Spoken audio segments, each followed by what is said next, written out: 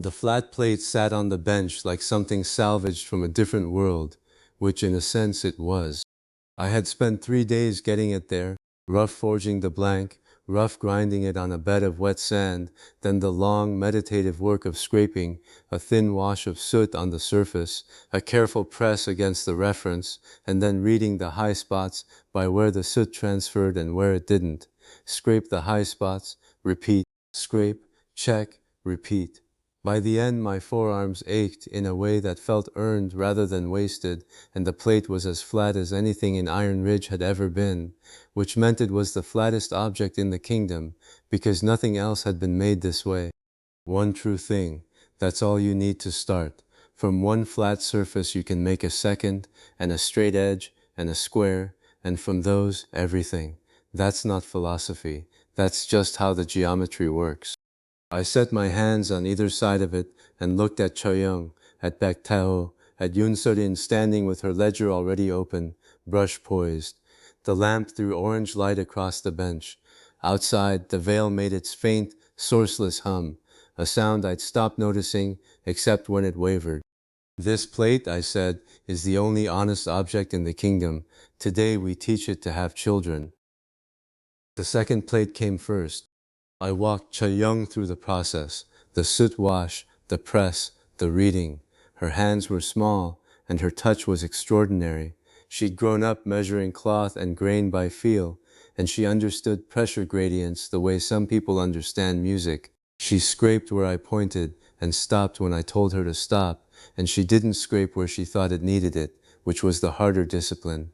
Tae-ho watched from the forge, arms folded, his expression the particular closed look of a man who has been competent for 40 years and is now being asked to reconsider the basis of that competence.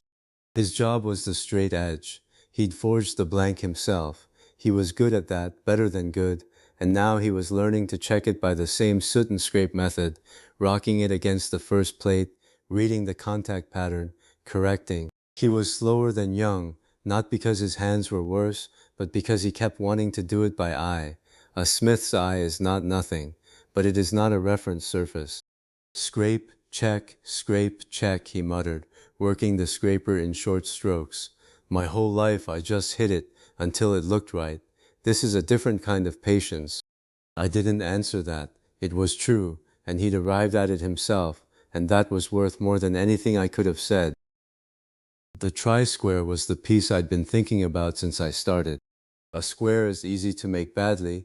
You can eyeball a 90-degree angle and get something that looks right, and it will be wrong in a way that compounds every time you use it.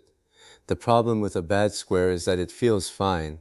It passes casual inspection. It only reveals itself when the errors accumulate, when the box you built won't close, when the shaft you turned runs out of true, when the machine you assembled binds, and you can't find why.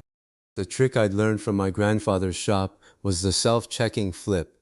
You scribe a line against the square, then flip the square and scribe against the same edge again. If the square is true, the two lines are one line. If the square is off, the error appears doubled. The two lines diverge by twice the error angle, which is suddenly visible even to an unaided eye. The tool checks itself. Honesty built into iron. I showed them the flip. The first try produced two lines that were almost one. Almost. I handed the square back to Tae-ho without a word. He looked at the lines for a long moment, then went back to the scraper. The second try was better. The third try was right. A square that can prove it's a square, I said, holding it up to the lamp. No faith required, just the test. So-rin had been writing the whole time. She wrote down the method of the soot wash, the direction of the scraper strokes, the meaning of the contact pattern. She wrote it the way she'd once copied temple sutras, with the same careful hand, the same sense that the words were load-bearing. I'd noticed that about her. She understood that a method written down was a different kind of object than a method carried in someone's head.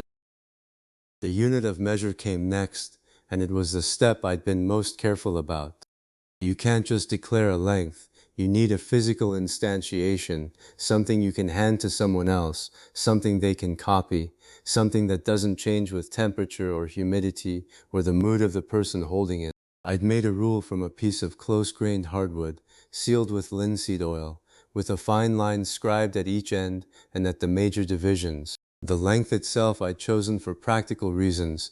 It divided cleanly into the dimensions I expected to need most often, and it was short enough to be carried in a coat. I set it on the bench beside the plate, the straight edge, and the square. From now on, this length is one rule, I said. Every part we ever make answers to this mark. Sarin looked at the rule for a moment. Then she looked up, and I could see her working through something. So two people who never meet, she said slowly, could make two halves of one machine, and they would fit. I hadn't said that. I'd been about to, eventually, when the moment was right. But she'd gotten there herself, from the logic of the thing and the way she said it. Two people who never meet carried a weight I hadn't expected. She understood what interchangeability meant, not as a manufacturing convenience but as a kind of social fact, as a way that knowledge could propagate beyond the person who first held it. Yes, I said, that's exactly it. She looked back at her ledger and began to write. If it is only in your hands, she said, not looking up, it dies with you.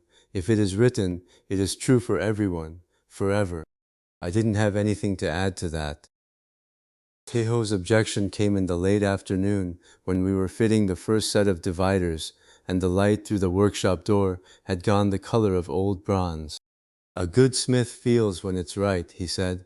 He wasn't being difficult, he was being honest, which was something I'd come to respect about him. He didn't pretend to agree when he didn't. I thought about how to answer that. The easy answer was dismissive and wrong. The true answer was harder to say without sounding like I was diminishing him, which I wasn't. Your feel got you halfway in 40 years, I said, and it dies with you. Numbers get the other half, and a boy can learn them in a season. That's the difference between a smith and a civilization. He was quiet for a while. He picked up the dividers and turned them over in his hands, hands that were mapped with old burn scars, that had held iron at every temperature iron could be held at, that knew by touch what a piece of metal would do before it was struck. Those hands were not nothing. They were 40 years of accumulated knowledge, and I meant what I said. They'd gotten him halfway. The feel was real. It was just mortal and unteachable, and that was the problem. He set the dividers down. He didn't argue further. Chayoung's moment came near the end of the day when I handed her the tri-square and asked her to check the bench corner we'd been using as a reference. She pressed the square into the corner, the way I'd shown her. Then she pressed her fingertips into the same corner, reading the gap by touch, the way she'd always done. She held very still. Then she looked up, and her face did something complicated, surprise and recognition, and a kind of relief, as if something she'd suspected but couldn't prove had just been confirmed. It feels what I feel, she said. The square, it knows the same thing my fingers know. I understood what she meant. For her whole life, her hands had been her instrument, and she'd had no way to verify them except by comparison to other hands, other feels, other guesses. Now she had a tool that agreed with her, that spoke the same language, that could carry her knowledge into iron and wood and stone and hand it to someone else. The square wasn't replacing her touch, it was translating it. I didn't say any of that. I just nodded and told her to write down what she'd found. The attack came after the second watch. I was at the bench, working on the divider pivot by lamplight, when I heard the sound from the wall, not the veil's usual hum, but something lower and more urgent, a tearing quality, like cloth pulled past its limit. Then the shout, "Brace the gate! Hold the gate!" Warden Ji Wol-yeong's voice carried even at that distance. I was already moving. The veil had torn at a weak seam on the northeast face. I'd seen that section before, the pale light thinner there, the dome's geometry slightly wrong, like a scar in glass. Whatever had come through was at the gate now, and the gate was old iron, old brackets, old faith in the smith's eye that had made them. A finger's width of iron was the whole distance between a held gate and a dead town. I knew that before I reached the wall. I knew it because I'd looked at those brackets when I first arrived and seen what they were. Good work by the standard of feel. the standard of it looks right, the standard that had served Iron Ridge for 2 generations and was now, in this moment, being tested past what it could bear. The old bracket sheared. I heard it, a sharp crack, distinct from the general noise of the fight, the sound of iron failing at a stress point it had never been designed to handle because it had never been measured. Beside it, on the post we'd reinforced 3 days ago with a bracket made to the new standard, drilled to true dimension, fitted without slop, the iron itself worked to consistent temper, the new bracket held, the gate held. The smith's iron holds. Warden Ji's voice again, and something had changed in it, not just command but conviction. Push them back. Push. They pushed. The defenders had true-tempered spears that didn't shatter at the socket, because the socket had been bored to fit the shaft, and the shaft had been turned to fit the socket, and neither had been made by feel alone. The spears held, the gate held, the wall held. By the time the sky began to lighten, the blight things had retreated into whatever they retreated into, and Iron Ridge was still standing. Warden Ji found me at the gate in the early dawn, studying the 2 brackets side by side. She didn't speak for a long moment. She was looking at the same thing I was, the sheared stub of the old bracket, the clean fracture surface showing the grain of iron that had been worked by eye and hammer and 40 years of feel, and beside it, the new bracket, still solid in its bolts, the hole drilled true, the iron consistent through its section. I knew what she was thinking because it was visible in her face, the face of a woman who had commanded this wall for years, who had trusted the old iron because it was all there was, who was now doing the arithmetic of what that trust had cost and what it might yet cost if nothing changed. One was made by habit, she was thinking, one was made true, and only one of them is why I'm alive to tell the difference. She turned to me. Every bracket on that wall, she said, every blade in this town, remake them true. She paused. The frontier is yours, Smith. I looked at the gate, at the wall, at the pale dome of the vale above it, with its thin seam on the northeast face, and I thought about what it would take, not in abstract terms but in actual terms, the number of brackets, the number of blades, the forge time, the scraping time, the fitting time, the time to teach each step to someone who had never done it. Then I need more than my hands and pecs, I said. I need hands, a lot of them.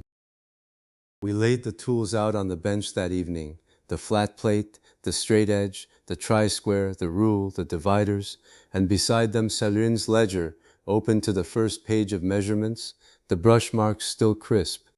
The old temple at the edge of town kept relics behind locked screens, objects too sacred to touch, too old to use, their original purpose half forgotten. The priests spoke of them as repositories of the mandate, of the divine authority that had once made this land whole. I had no argument with what they believed, but I knew what kind of objects actually carried a civilization forward. Ours, anyone could learn. That was the whole point. The plate could teach the second plate. The square could check itself. The rule could be copied and copied again, and each copy would answer to the same mark, and the part made in one workshop to that mark would fit a part made in another workshop to the same mark, by hands that had never touched, in a town the first smith had never visited. The ledger would carry the method past the death of every person in this room. That was what we'd built today, not just tools, the conditions under which tools could multiply. I put my hand flat on the plate, cool iron, smooth past the threshold where smooth becomes something else, something that takes light differently, that your skin reads as a kind of silence. One true thing. From one true thing, everything.